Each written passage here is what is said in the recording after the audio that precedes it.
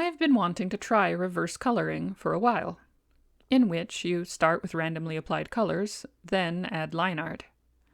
And testing out my new camera rig seems like a good excuse to do it.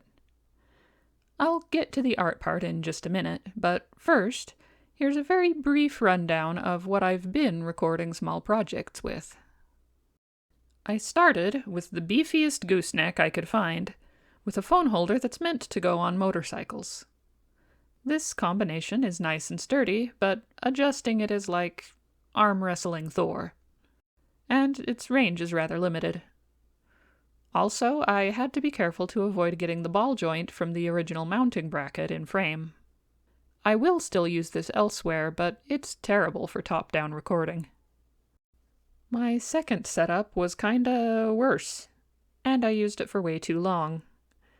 The two weaker goosenecks were unable to hold the phone steady even with the added help of a bungee cord, and the multiple adjustment points were really just multiple points of failure. This setup taught me to hate cold shoe mounts. The metal frame that actually holds the phone is nice though. I will also continue using that elsewhere. Then there's my cheap travel tripod. It's okay, but it gets in my way, and I bump it a lot. Also, it doesn't do top-down recording.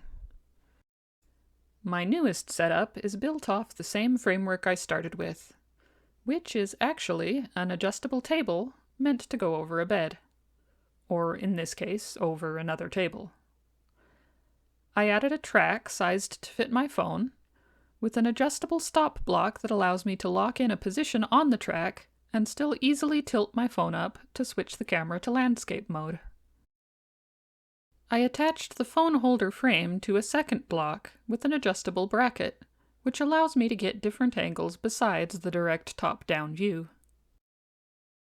The track is attached to the table with some big ugly wooden blocks with bolts on the top, which slide into these T-rails that I attached to the underside of the table frame, so the whole thing can slide back and forth or be removed entirely. The table frame can also be used for mounting lights, either adjustable clamp-style ones or magnetic. And both the height and the width of the table frame can be adjusted. It also rolls, which makes the back and forth adjustment of the track a bit of a moot point, but that's okay. On to the art.